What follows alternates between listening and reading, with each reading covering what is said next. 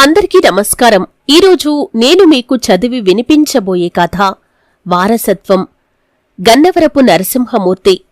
ఇక కథలోకి వెళ్లే ముందు నా చిన్న విన్నపమేంటంటే, ఇంతకుముందు నా ఛానల్ని మీరు సబ్స్క్రైబ్ చేసుకున్నట్లయితే సబ్స్క్రైబ్ చేసుకోండి. అలాగే పక్కనే ఉన్న బెల్ని యాక్టివేట్ చేసుకోండి. అప్పుడే నేను అప్లోడ్ చేసే ప్రతి వీడియోకి మీకు నోటిఫికేషన్ వస్తుంది. ఇక కథలోకి వెళ్ళిపోదాం. రాను రాను మీ నాన్నగారి చాదస్తం మీక్కూడా వంటబడుతున్నట్లుంది అంది నీలాంబరి. ఆ మాటలకు నేను ఉలిక్కిపడ్డాను. నేను మా నాన్నగారిలా మారిపోతున్నానా? ఎప్పుడూ లేనిది ఈరోజు నీలాంబరి ఎందుకలా మాట్లాడింది? నా ప్రవర్తనలో ఏమైనా మార్పు వచ్చిందా? నాన్నగారిని ఊళ్ళో వాళ్లంతా నాస్తికుడు అంటూ ఉండటం నేను చాలాసార్లు విన్నాను. ఆ మాటలకు నాకు కోపం వచ్చేది. నాకు మా నాన్నగారు ఎన్ని సూక్తులు సుద్దులు చెప్పినా వినేవాణ్ణి కాదు. అప్పుడు నాన్నంటే కోపం కూడా వచ్చేది. కాని ఊళ్ళో వాళ్ళు నాన్నగారిని ఏమైనా అంటే మాత్రం వాళ్లమీద నాకు మండిపోతుంది. నాన్నగారు ఊరి కారణంగా పనిచేసేవారు. మా కుటుంబానికి ఆ ఉద్యోగం వారసత్వంగా వస్తుందని నాన్నగారు ఎవరితోనో చెబుతుంటే విన్నాను. వారసత్వం అంటే ఆ రోజుల్లో నాకు తెలియదు. నాన్నని అడుగుదామని అనుకున్నా భయపడి ఊరుకునేవాణ్ణి. అమ్మని అడిగితే అంత పెద్ద మాటలు నీకెందుకు అని కసురుకునేది. మా తాతగారు సూర్యనారాయణ. ఊళ్ళో అందరూ ఆయన్ని మడిరావన్నా అనేవారట. నాన్న తాతకి ఒక్కడే కొడుకు. అత్తలు మాత్రం 6. నాన్నకి 15 ఏళ్ల వయస్సప్పుడు నానమ్మ చనిపోయిందట. మా నానమ్మ ఫోటో లేదు కాబట్టి ఆమె ఎలా ఉంటుందో ఎవరికీ తెలియదు.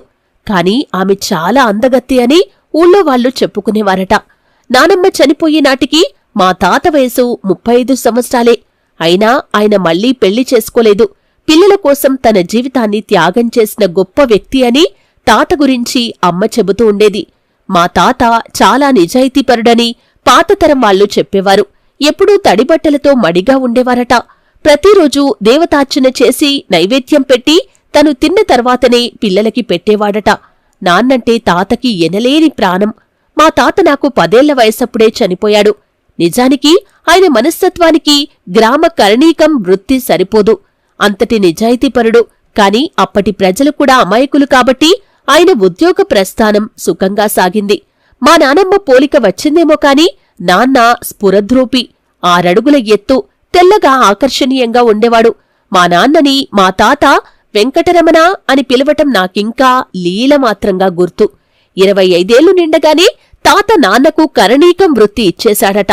అప్పనుంచి మా నాన్న రామబాణంలా అప్రతిహతంగా ముందుకు సాగాడు.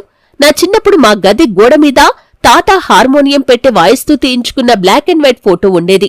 మా తాతకి ఒక ట్రంక్ పెట్టె, రికార్డులు రాసుకోటానికి డెస్క్ పెట్టె ఉండేవి.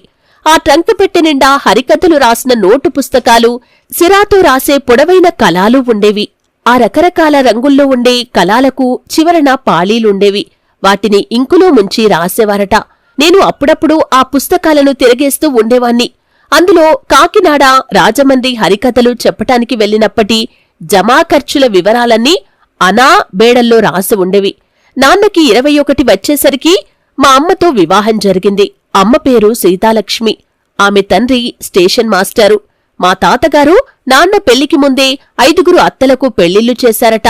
ఆఖరి అత్తకి మాత్రం నాన్న పెళ్లి తర్వాత వివాహం జరిపించాడు.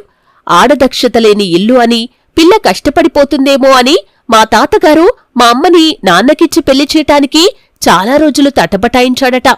ఏవేళ అమ్మ మా ఇంట్లోకి అడుగుపెట్టిందో కాని అప్పన్నుంచి మా ఇంటికి మళ్లీ మంచి రోజులు వచ్చాయని ఊరంతా చెప్పుకునేవారట. మాకు 15 ఎకరాల పొలం ఉండేది. మొదట్లో నాన్న కష్టపడి వ్యవసాయం చేసేవాడు. పేదవారికి సహాయం చేయటంలో ఎప్పుడూ ముందుండేవాడు. హరిజనులకి డీ పట్టా భూములిచ్చి మా వీధి వాళ్లందరితో శత్రుత్వం తెచ్చుకున్నాడు. మీ నాన్న బ్రాహ్మణులలో తప్పపుట్టాడని మా చుట్టాలు తిడుతుంటే మా నాన్న మీద నాకు విపరీతంగా కోపం వచ్చేది. మాది 30 ఏళ్ల అగ్రహారం. తూర్పు వాహినిగా పారే వేగావతి ఒడ్డున ఉండేది. తెల్లవారితే చాలు బ్రాహ్మణ వీధి అంతా ఏట్లోనే ఉండేది. స్త్రీలకు ప్రత్యేకంగా ఒక రేవు ఉండేది. పండగలన్నీ ఎంతో సంబరంగా జరుపుకునేవాళ్లం. నేను మా పక్క ఊరి హైస్కూల్లోనే 10 వరకు చదువుకున్నాను. వినాయక చవితికి మా వీధిలో నవరాత్రులు జరిపేవాళ్లు. 9 రోజులు పూజలు, మా వీధి వాళ్లందరికీ భోజనాలు, రాత్రి పూజలు, ఉదయం పూట పురాణ కాలక్షేపం జరుగుతూ ఉండేవి. కాని మా నాన్న మాత్రం ఒక్కసారి కూడా అటువైపు వచ్చేవాడు కాదు. అందరూ మా నాన్నని కమ్యూనిస్టని, నాస్తికుడని, దేవుణ్ణి నమ్మడని విమర్శిస్తూ ఉండేవారు. నాన్న అప్పట్లో 8 వరకు చదివాడు, కాని మహా తెలివైనవాడు. మా ఊరితో సహా చుట్టుపక్కల గ్రామాల్లోని భూముల వివరాల మెట్టపల్లాలతో సహా కంఠోపాఠం. ప్రతి రైతు పేరు తెలుసు. వ్యక్తి మాత్రం చాలా సామాన్యంగా సాదాసీదాగా ఉండేవాడు. చెప్పులు వేసుకునేవాడు కాదు. బయటకు వెళ్తేనే చొక్కా లేకపోతే తువ్వాలు వేసుకునేవాడు. ఊళ్ళో ఏ తగువచ్చినా మా ఇంటికి రావాల్సిందే. ఒకసారి పంచాయతీ ఎన్నికలప్పుడు ఊళ్ళోని 2 వర్గాల మధ్య చాలా పెద్ద గొడవ జరిగి కర్రలతో కొట్టుకుంటున్నప్పుడు మా నాన్నకి తెలిసి అక్కడికి వెళ్లేసరికి అందరూ కర్రలను దించి మా నాన్నకి దండాలు పెట్టారు. మా నాన్న బతికున్నంతవరకు ఊళ్ళోకి ఒక పోలీసు కూడా ప్రవేశించలేదు. ఊళ్ళో ఏ పెళ్లి జరిగినా వారంతా మా ఇంటికొచ్చి నాన్న ఆశీర్వాదాలు తీసుకునేవారు. నాన్నంటే ఊరి వాళ్లందరికీ గొప్ప గౌరవం. దానికి కారణం ఆయన నిజాయితీ.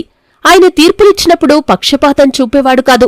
అందుకే ప్రజలకి ఆయనంటే అంత గురి. ఆయనకి పద్య నాటకాలంటే చాలా ఇష్టం. నాన్న నాస్తికుడు కాబట్టి పురాణాల గురించి తెలియదని నేను అనుకునేవాణ్ణి. కాని రామాయణ, భారత, భాగవతాల్లోనే చాలా పద్యాలు ఆయనకు కరతలామలకం.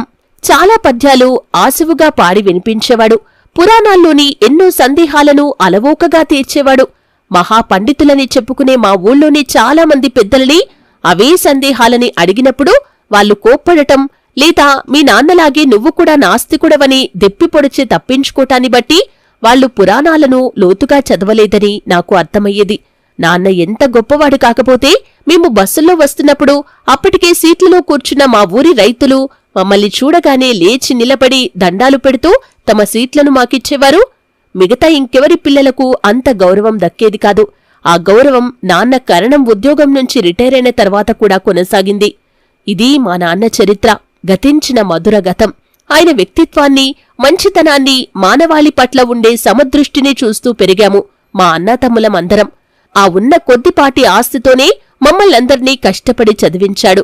ఎవరినీ మోసం చెయ్యలేదు, ఎవరి కడుపు కొట్టలేదు. తామరాకు మీద నీటి బొట్టులా బ్రతికాడు. ఆయన వల్లే నాకు ఎవరినీ మోసం చెయ్యకూడదని, డబ్బు కోసం గడ్డి తినకూడదని తెలిసింది. నేను ఇంజనీరింగ్ చదివి కేంద్ర ప్రభుత్వంలో ఇంజనీర్గా పెద్ద స్థాయిలో స్థిరపడ్డాను.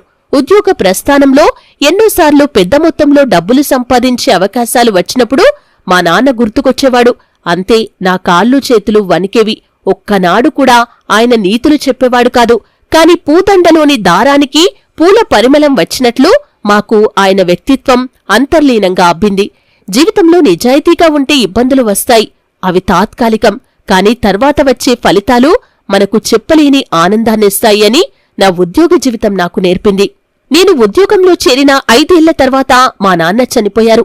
ఆయన ఉండగానే నా పెళ్లి, పిల్లలు, ఉద్యోగం రావటం, ఇలా నా ప్రస్థానం కొనసాగింది. నా ఉద్యోగ బదిలీల వల్ల పిల్లలు ఎలా ప్రవర్తిస్తున్నారో, ఎలా చదువుతున్నారో పరిశీలించే అవకాశమే దొరకలేదు. మిగతా ఆఫీసర్ల పిల్లలు బాగా చదువుకుంటున్నారనే వార్తలు వింటున్నప్పుడు మా పిల్లలు గుర్తొచ్చి భయం వేసేది నాకు. నేను వాళ్ల కోసం ఏమీ చేయలేకపోతున్నానే అనే బాధ వెంటాడుతూ ఉండేది. నా తరమంటే వేరు. అప్పుడన్నీ పల్లె జీవితాలు, పేద బ్రతుకులు, చదువు ఎలాగోలా పూర్తి చేస్తే చాలనుకున్న తరం. కాని ఇప్పుడలా కాదు. అన్ని సదుపాయాలు వచ్చాయి. డబ్బుకి కొదువలేదు. దానికి మన పిల్లల చదువుల్ని, జీవితాల్ని శాసించే అవకాశముంది. డబ్బుతో ఏదైనా చేయొచ్చు. చాలామంది తమ డబ్బుతో, పలుకుబడితో మనల్ని దాటి ముందుకెళ్ళిపోవటం చూస్తూనే ఉన్నాను. అన్నింటికీ ఆ దేవుడే ఉన్నాడన్న ఆలోచన ఇప్పుడు పనికిరాదు. ఒకరోజు నేను ఆఫీస్లో ఉండగా నా శ్రీమతి నాకు ఫోన్ చేసి మన అబ్బాయికి 10వ తరగతిలో మంచి ర్యాంకు వచ్చిందని చెప్పేసరికి నేను నమ్మలేకపోయాను. వాడు 6లోకి వచ్చిన దగ్గర్నుంచి 10వ తరగతి దాకా ఎలా చదువుతున్నాడో, వాడి తెలివితేటలు ఏమిటో తెలుసుకునే అవకాశం దొరకలేదు నాకు. వాడు ఇంటర్లో కూడా రాష్ట్రంలో ర్యాంకు తెచ్చుకున్నాడు. ఆ తర్వాత వాడు బిట్స్ పిలానీలో ఇంజనీరింగ్ చదివాడు. తర్వాత కేంద్ర ప్రభుత్వ సంస్థలో గ్రూప్ ఏ ఆఫీసర్గా ఉద్యోగం వచ్చింది. పెళ్లైంది, పిల్లలు. ఇలా ఓ 10 సంవత్సరాల్లో అన్నీ జరిగిపోయాయి. వాడు బాగా చదివి మంచి ఉద్యోగంలో చేరినా వాడికి నా లక్షణాలేవీ అలవడలేదు అని నాకనిపించింది. నేను ఎక్కువగా ఉద్యోగ విషయంలో తిరగటం వల్ల వాడిమీద నా ప్రభావం పెద్దగా పడలేదు. అదీకాక నేటి చదువుల విధానం, ఎంతసేపు పుస్తకాలతో యుద్ధం, ప్రైవేట్ క్లాసులు, ప్రతి ఆదివారాలు పరీక్షలు, ఇలాగే చదవటం వల్ల వాడికి నాలాగా పురాణాలు, చరిత్ర, ఆంథ్రోపాలజీ, ఇంగ్లీషు సాహిత్యం లాంటి పుస్తకాలు చదివే అవకాశం దొరకలేదు. వాడి వయస్సు వచ్చేసరికి నేను మా నాన్నగారి బీరువాలో ఉండే పుస్తకాలన్నీ కంటత పెట్టేశాను. అవన్నీ మా తాత పుస్తకాలు. వీటన్నింటినీ మా నాన్న చదివాడని ఆ పుస్తకాల్లో మా నాన్న స్వదస్తూరితో రాసిన వ్యాఖ్యల వల్ల తెలుసుకున్నాను. పుస్తకాలు ప్రపంచాన్ని చూపించే గవాక్షాలు అని చదివాను. కాని ఆ గవాక్షాలు నా కొడుక్కులేవని తెలిసి బాధపడుతుండేవాణ్ణి. తండ్రిని చూస్తూ పెరగటం, తండ్రి లక్షణాలు పుణికిపుచ్చుకోవటం అన్నది ఓ వరం. మనిషిని క్రమమైన మార్గంలో పెట్టి ఉత్తముడిగా తయారవటానికి అవి పనికొస్తాయి. కాని ఈ తరం పిల్లల ఆలోచనా ధోరణులు వేరు. తల్లిదండ్రుల గురించి పెద్దగా ఆలోచించటం లేదు. ఏదో డబ్బు పంపిస్తే చాలని భావిస్తున్నారు. వృద్ధాప్యంలో, వానప్రస్థ సమయంలో తల్లిదండ్రులను జాగ్రత్తగా చూసుకోవాలన్నది ఈ తరం నేర్చుకోలేదు. వీళ్ల మీద పడమటి దేశాల ప్రభావం బాగా ఉంది. నా మీద మా నాన్న ప్రభావం ఉందని మొన్నటిదాకా నాకు తెలీదు. ఈ మధ్యనే నా శ్రీమతి నీలాంబరి, మీరు కూడా రాను రాను మావయ్యగార్లా తయారవుతున్నారు. రూపులోనే కాదు, బుద్ధుల్లోనూ. మీకు పూర్తిగా ఆయన బుద్ధులు వచ్చేస్తున్నాయి అని అప్పుడప్పుడు అంటూ ఉండటంతో నాలో అంతర్మథనం మొదలైంది. అడుగుజాడలు. ఆ మధ్య నేను, నా భార్య మా వాడింటికి వెళ్ళాం. మా కోడలు కూడా ఉద్యోగస్తురాలే. మనవరాళ్ళిద్దరూ చాలా చురుకైన వాళ్ళు. వాడాఫీసుకు వెళ్లిన తర్వాత ఒకరోజు కోడలు నా భార్యకి, నాకు వంకాయ పులుసు పచ్చడి వడ్డించింది. అది చాలా కారంగా ఉంది. ఇంత కారం వాడు తినడు కదమ్మా అని అడిగాను. మీకు ఈ పచ్చడి చాలా ఇష్టమని, కారం చాలకపోతే అత్తయ్యగారిని కోప్పడేవారని చెబుతూ ఉంటారు మావయ్య. ఆయనకి ఈ పచ్చడి చాలా ఇష్టం. కారం తక్కువైతే పచ్చిమిరపకాయలు కలుపుకుని మరీ తింటారు. ఆదివారం వస్తే చాలు మా నాన్నగారి పచ్చడి చెయ్యి అంటారు. అలాగే మీకిష్టమైన కాకరకాయ వేపుడు, కొబ్బరి పచ్చడి, తోటకూర పులుసు, తీయ గుమ్మడి వడియాలు, అప్పడాలు ఆయనక్కూడా చాలా ఇష్టం అని చెబుతుంటే కోడలికి ఏం చెప్పాలో అర్థం కాలేదు. భోజనాలైన తర్వాత వాడి డ్రాయింగ్ రూంని పరిశీలించాను. ఎదురుగా ఉండే షెల్ఫ్ నిండా పుస్తకాలు. తలుపు తీసి చూడగానే నాకు మతిపోయింది. వాల్మీకి రామాయణం, పోతన భాగవతం, మహాభారతంలోని అన్ని పర్వాలు. ఆ పుస్తకాలను తిరగవేస్తే వాటి నిండా పెన్సిల్తో అండర్లైన్లు, వాటి అర్థాలు రాసి ఉన్నాయి. అంటే వాడు వాటిని ఎంతో లోతుగా అధ్యయనం చేస్తున్నట్లు తెలుస్తుంది. వాటికి తోడు ఇంగ్లీషు సాహిత్యం, Charles Dickens, O Henry Oscar Wilde, Ernest హెమింగ్వేల పుస్తకాలు, ఆధునిక తెలుగు సాహిత్యం, వేయి పడగలు, మహాప్రస్థానం, కన్యాశుల్కం, అమృతం కురిసిన రాత్రి, ఇలా ఎన్నో. ఈ పుస్తకాలన్నీ నేను చదివినవే, నేను తిన్నవి, నేను చదివినవి వీడికెలా తెలుసు అని ఆశ్చర్యపోయాను. 2 నెలల తర్వాత ఇంటికి తిరిగొచ్చేశాం. ఆ వేసవికి మా వాడు, కోడలు, మనవళ్ళు మా ఊరొచ్చారు. నేనే వాణ్ణి సెలవు పెట్టుకుని రమ్మనమని చెప్పాను. అక్కడ బాగా ఎండలు కాస్తుండడంతో పల్లె అయితే చల్లగా ఉంటుందని వచ్చారు.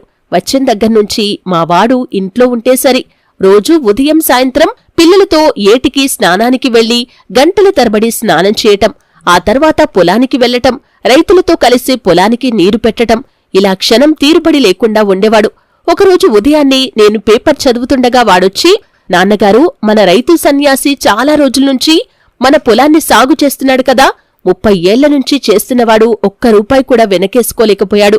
వాడి పిల్లలు చదువుకుంటున్నారు, పెళ్లిళ్లు కూడా చెయ్యాలి. చెరువుకి దూరంగా ఉన్న మెట్టపొలం 2 ఎకరాలు వాడికిచ్చేస్తే వాడి అవసరాలకు ఉపయోగపడుతుంది. ఆ పొలం వల్ల మనకేమీ పెద్ద ఉపయోగం లేదు కదా అన్నాడు. వాడి మాటలు నాకు ఆశ్చర్యం కలిగించాయి. ఇన్నాళ్లనుంచి నాకు రాని ఆలోచనాది. పరోపకారార్థం ఇదం శరీరం అని మా నాన్న తరచూ అందరితో చెబుతూ ఉండేవాడు. అవే ఆలోచనలు. పేదలకు మంచి చెయ్యాలన్నది నాకు మా నాన్నను చూసే కలిగింది. మరిప్పుడు నా కొడుక్కెలా వచ్చింది? ఈ పరిణామక్రమం ఎలా వచ్చింది? 2 రోజుల తర్వాత వాడు కోడలతో కలిసి విశాఖపట్నం వెళ్లాడు. ఆ మర్నాడు మా ఇంటి ముందర వ్యాన్ ఆగింది. దాన్నిండా 100 టెక్స్ట్ బుక్స్, నోట్బుక్స్, కంప్యూటర్లు, టీవీలు, యాంటెనాలు, రకరకాల ఫర్నిచర్ కనిపించాయి. నాన్నగారు, మొన్న మన స్కూల్కి వెళ్లాను. అక్కడ పిల్లలకు కూర్చునేందుకు బల్లలు కాని, తాగటానికి సరైన నీరు కాని, బాత్రూంలు కాని లేవు. అందుకే ఇవన్నీ తెచ్చాను. ఈ రోజు నుంచి పనులు ప్రారంభిస్తాను. మన కుటుంబం తరపున 10 లక్షలిచ్చి అన్నీ కట్టిస్తున్నాను. అదీ కాకుండా మన ఊరికి గ్రంథాలయం లేదు. అదుంటే యువత చెడిపోదు. మన రెండో ఇల్లు ఖాళీగా పడి ఉంది కదా, దాన్ని గ్రంథాలయంగా మార్చుదామనుకుంటున్నాను. అందుకే మొదటి ప్రయత్నంగా 2000 పుస్తకాలు కొన్నాను. మీకిష్టమే కదా అని వాడు నన్నడుగుతుంటే ఏం చెప్పాలో తెలియని స్థితిలో నేను. నా కళ్లల్లో చెమ్మగిలిన నీరు, చిన్నప్పుడు చదివిన పద్యం, జనులా పుత్రుని కనుకొని పొగిడినా పుత్రోత్సాహంబు కలుగు అని గుర్తుకొస్తోంది. మనింట్లో ఉన్న పుస్తకాలు కూడా చెదలు పట్టి పాడైపోతున్నాయి. వాటిని కూడా గ్రంథాలయానికి ఇచ్చేయండి. వేల మంది సాధించలేనిది ఒక పుస్తకం సాధిస్తుంది అని చెప్పివాడు వెళ్ళిపోయాడు. మరో వారం తర్వాత ఒకరోజు సబ్ కలెక్టర్, తహసీల్దార్ మా ఇంటికొచ్చారు. నాన్నగారు, ఇతను గిరిధర్, ఇంజనీరింగ్లో నా క్లాస్మేట్, ప్రస్తుతం మన సబ్ కలెక్టర్. చాలా రోజుల్నుంచి మన ఊరికి మంచినీటి పథకం గురించి చెబుతూ వచ్చాను. ఇప్పుడది మంజూరైంది. ఒక వాటర్ ట్యాంక్, ప్రతి ఇంటికి కుళాయి మంజూరయ్యాయి. 5-6 నెలల్లో పనులు పూర్తవుతాయి అని చెప్పాడు. ఇప్పుడు మా ఊరి వాళ్లంతా మా వాడి గురించి చెప్పుకుంటున్నారు. వాడు వెళ్లిపోయిన రోజున 100 మంది మా ఇంటికి వచ్చి, బాబూ, అబ్బాయి గోరు ఊరికి ఎంతో మంచి చేశారు అని చెప్పటం నాకమితానందాన్ని కలిగించింది. మా ఊరి సర్పంచ్ నాయుడైతే, తమరి కుటుంబానికి ఇదే అలవాటు. తమరి నాన్నగారి నుంచి అబ్బాయి దాకా ఊరికోసమే బ్రతికింది మీ కుటుంబం. అబ్బాయికన్నీ తమరి బుద్ధులే అన్నాడు. ఆ మాట చాలు, నా కడుపు నిండిపోయింది. ఇన్నాళ్ళు మా అబ్బాయి గురించిన నా ఆలోచనలు తప్పని రుజువయ్యాయి. వాడు ఈ తరానికి చెందినవాడైనా ఆలోచనలన్నీ మంచివే. మనిషి ఏ తరం వాడైనా కాలాలు మారినా మంచి చెయ్యాలన్న దృక్పథం మారదు. కుటుంబ పెద్దల అడుగుజాడల్లోనే పిల్లలు నడుస్తారని, తల్లిదండ్రుల నడవడి వారికి వారసత్వంగా వస్తుందనటానికి మావాడే సజీవ సాక్ష్యం. తండ్రి నుంచి మన ద్వారా కొడుకు వైపు ఈ వారసత్వ ప్రస్థానం కొనసాగుతూనే ఉంటుంది. ఇది తరం తరం, నిరంతరం, కాలచక్రం భ్రమణశీలి.